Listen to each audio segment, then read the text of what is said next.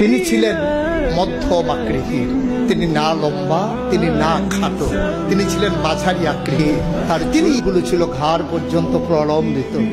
তিনি কখনো বা চুলের মাঝে যখন তৈল দিয়ে আঁচড়াতেন, কোকড়ানো চুলগুলো যখন ঢেউ খেলতো, অবাক বিস্ময়ে সাহাবারা তাকিয়ে দেখতেন, মনে হতো মৃদুমন্দ ঢেউ দেখা যায়।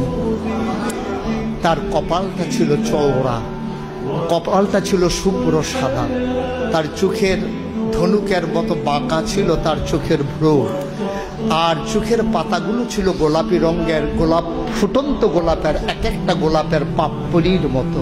তিনি কখনো বা যখন একটু চোখের পলক ফেলতেন, চোখের পাতাটা যখন নড়ে উঠত, অবাক বিস্ময়ে মানুষ তাকিয়ে দেখতো, মনে হতো মৃদুমন্দ বাতাসে যেন ফুটন্ত গোলাপের এক একটা গোলাপ পাপড়ি মনে হয় যেন দোল খাচ্ছে।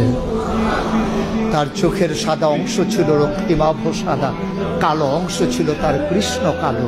তার নাকটা ছিল খাড়া, নাকের ছিদ্রগুলো ছিল ছোট ছোট, ঠোঁটগুলো ছিল তার গোলাপি রঙের।